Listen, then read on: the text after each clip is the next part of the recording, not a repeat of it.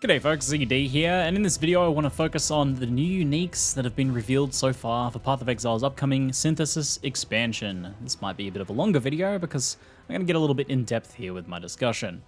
So as I mentioned in my last video, GGG is beginning to change things up in terms of unique design, with Chris Wilson mentioning to me that it's important for uniques moving forward to provide more opportunities to open up the metagame, change the gameplay, and provide more playstyles for players to aspire to.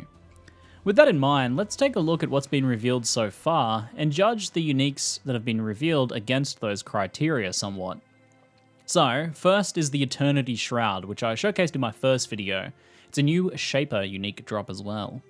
This is an evasion ES piece with a reasonable amount of life for an endgame unique that's not exclusively defensive in nature. It doesn't have enough ES to be considered for a CI piece, but maybe it could work in a hybrid or EB setup, not that those two options have actually been played much currently. Chaos Resistance works fine on all of those options as well, so that's a solid boon to have. The unique stats for Eternity Shroud fall in two categories here: rewarding stacked shaped items and an automated defensive skill, Glimpse of Eternity. This skill procs when hit and lays down a bubble that slows action speed of enemies. Well, I don't know if we actually have the numbers. Some people have said 40%, but couldn't find a source on that. It looks from the footage to be a decent slow, and since it's not a curse, it should have full effect on bosses, which will be where it shines.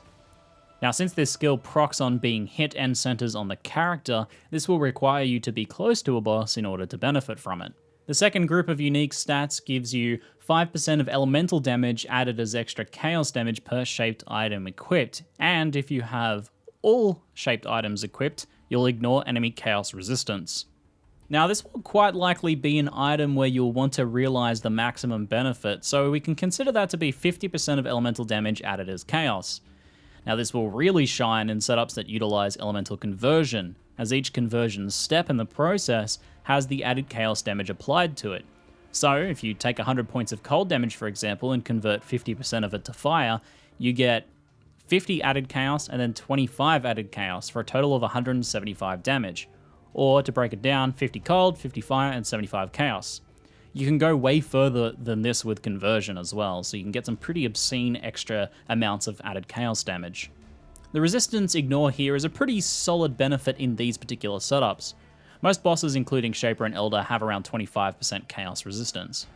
Now, funnily enough, this item is actually very weak in a pure chaos damage build, especially if you were something like an occultist where you can easily lower an enemy's chaos resistance below 0%, not to mention no benefit from the added chaos. Because this is an evasion ES piece, and because of the added chaos and ignore resistance working best with elemental skills and elemental conversion, the Eternity Shroud will be best suited to spellcasters, though some melee elemental conversion setups could work okay too. The balancing point here is the requirement to stack shaped items, but with how good shaped rares can be crafted nowadays, that's not really a huge drawback. It just may lock out some uniques from your build that you might have wanted to use, or instead force you to consider dropping the resistance ignore bonus, which isn't too much of a drawback if you have some really good non-shaped uniques you need to use, particularly things with elemental conversion built into them. So let's not beat around the bush here, this is an exceptionally strong item. One of the strongest we've seen in a while. Now, the chest slot is a very competitive slot when it comes to both uniques and rares nowadays, but this does compete just fine with the other options. But how does it match the new unique design philosophy? Firstly, does it open up the metagame at all? Well, not really. Elemental conversion is already very meta, and this item supports that and slots into that meta just fine. So no bonus points there. Does it change the gameplay? It somewhat does. The bubble will alter your playstyle a bit and give you a strong reason to consider getting in close to slower boss where you might not have otherwise wanted to. Some players might ignore the effect and let it be completely passive, but other players will take advantage of Glimpse of Eternity effect where they can and try and position accordingly. So some points there maybe. And finally, does it give players something to aspire to, something different to aspire to? I think it does, yes. This is definitely what I'd call an aspirational unique overall.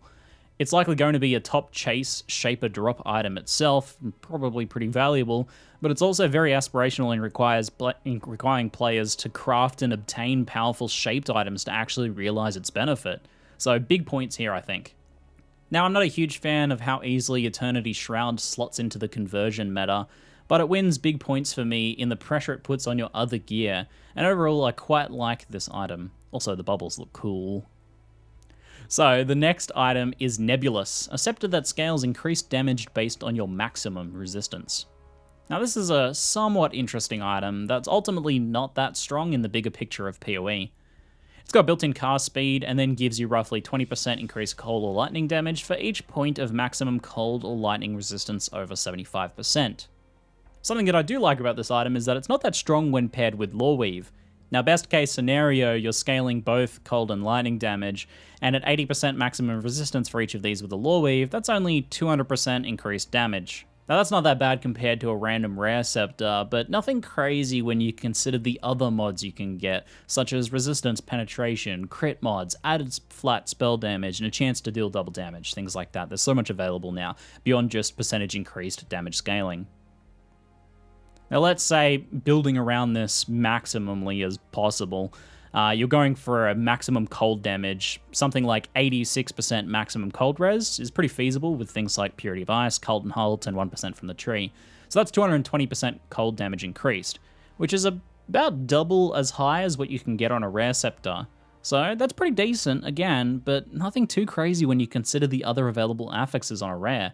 And that takes some solid sacrifices to actually achieve that in terms of gearing. You're wearing some potentially not so good items and you're focusing a lot on cold max res, and that's gonna come at a cost.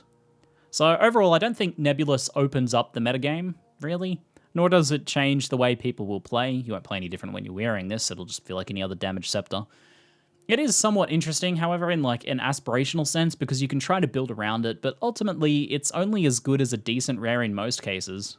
Overall, I think this one's a bit of a miss, and I would have liked to have seen something else that interacts with resistances on it, like elemental penetration per point of resistance above 75%. Maybe that'd be a little bit too strong, but with something like that, something a bit extra I think it needed, a little bit of extra spice. Next item is Storm Gift. It's a pair of gloves that gives you a shock proliferation and shocks the corpses of nearby enemies you have killed. Now, unspecified shocks in PoE always give you a base 20% shock effect that can be scaled up, and this will most certainly do the same thing. The proliferation radius is a little bit smaller than Elementalist Beacon of Ruin for reference. It's an okay radius. Now, for a very brief refresher, Shock's effect on hits is calculated as an amount of damage dealt in comparison to an enemy's total life pool. The result of this is that bosses and tough rares are often only shocked for a very small level of effect. The advantage of an item like this is that it can allow you to at least get a 20% shock on a boss or a rare by proliferating the effect at that amount from a nearby corpse. So this essentially gives you a 20% multiplier to the damage taken by the enemy from all sources, which is pretty neato. There just has to be some shocked corpses nearby. The other hidden effect here that's a bit more interesting even, is that this allows you to use shock even if you deal no lightning damage at all. You can be a chaos damage build that kills enemies with damage over time and you will still shock corpses and spread that around. These effects combined make these a very strong item. 20% extra damage taken is pretty big. Storm's Gift won't exactly change the way you play, you'll still kill things the same way you always would, but I still give them points here in changing things up because this is an interesting and unexpected way to scale your damage in a variety of different builds. And in order for this to work, you do need to not destroy corpses, which has some drawbacks when dealing with enemies detonating corpses and such. These do change up the meta a bit by giving a way to shock in a different way to builds that couldn't before, so some points here as well. I don't know if I'd exactly call this an aspirational item, but I can at least see Storm's Gift as an item that people will look forward to adding to their build. So I think that overall Storm's Gift are strong gloves, they're very well designed I think, and they mostly check the boxes in GGG's new design goals for uniques. A winner all round, and I quite like this unique. The next unique is Bottled Faith, a sulfur flask that also triples the radius of your consecrated ground and gives you a bonus crit chance and damage taken to enemies on the consecrated ground it creates. This couples with the change to consecrated ground as a mechanic that causes enemies to take extra crits while affected by it, and potentially buffs to consecrated ground's effects in the Inquisitor tree in 3.6 which haven't been revealed yet.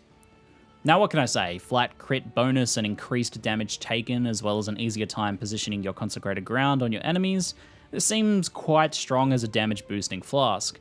And with a charge ratio of 20 of 60 per use, it's something most builds can have active most of the time. Now, it's not possible yet to say whether this is something that the new reworked Inquisitors will use without seeing the specifics of the rework, but that aside, this will work well for any crit build. So what about in terms of GGG's design philosophy? How does it stack up? Now, it will alter your gameplay somewhat, as it takes Consecrated Ground from something that you wouldn't ever even think about, to a powerful debuff on enemies. So you'll be getting in close enough to use it, and using it against any tougher enemies as much as possible. It does alter the meta somewhat, in that currently Consecrated Ground is not much of a consideration outside of Inquisitor, but that is kind of cheating a bit, because it's also somewhat due to the changes to the mechanic itself. So I don't know if that really counts. And I think it's a bit aspirational in its power, but it's also low level and easy to use, with not that much build around consideration, so I won't really give it many points here. Now, I think overall, Bottled Faith is undeniably powerful, and it'll see use for sure in crit builds. But I don't really know that I like it that much, personally. It's a bit too self-contained, and this goes for many flasks, unfortunately. It doesn't really require any consideration to add into your crit builds, you just throw it on and use it. At worst, maybe you're like gladly sacrificing a more defensive flask or a diamond flask. I would have instead liked to have seen it designed a little differently, perhaps. Maybe with like a reduction to the Consecration AoE instead, and then like, to counter that, a boost in effect, so that you really had to alter your gameplay to take advantage of it. You had to get really close to something, drop a really small piece of Consecrated Ground that had a big effect. That would have been cool. Anyway, the final unique revealed so far is Vixen's Entrapment, and spoiler, I really like this item. These gloves give you an extra max curse and cast speed with curses. A stat most people probably have forgot even exists. Then they give you 0.2% spell damage leached as energy shield per curse on the enemy. This is generally a pretty rare and difficult to obtain effect. And finally, socketed curses are triggered when you cast a curse. I think that these check all of the boxes and more. Firstly, these promote self-casting curses, which is both changing the way players play the game, and it subverts the current curse on hit meta. And then they are aspirational as hell as well. The more max curses and curse effect you can stack, the crazier these will get, along with making you consider what build you can most benefit from such curse scaling and stacking. Now these are also level 36, and will start pretty decent when you first equip them, and then scale up in power as your character progresses, which I like that a lot. You'll be really excited as you progress to get that next extra curse cluster or item. Now these gloves were actually made by a community member, Retruber, and props to them for coming up with a cool and powerful item that ticks all of the boxes. It's possible that these lack a drawback, but I think that it's kind of okay when you're talking about an item that requires building around and is somewhat narrow in its effects. And for many people, self-casting curses is not something they've wanted to do in a long time, so that could be considered drawback enough. Personally, I love them, they win on all points, and are probably my favourite so far. Anyway guys, let me know what you think about these uniques. Did you agree with my assessment? Also, did you guys enjoy this style of video? It's not one that I've really made before, at least in quite a long time, but I've been feeling like doing more discussion and analysis videos like this in a sort of a more casual setting. Either way, that's it for now. I'm ZiggyD, and thanks for watching.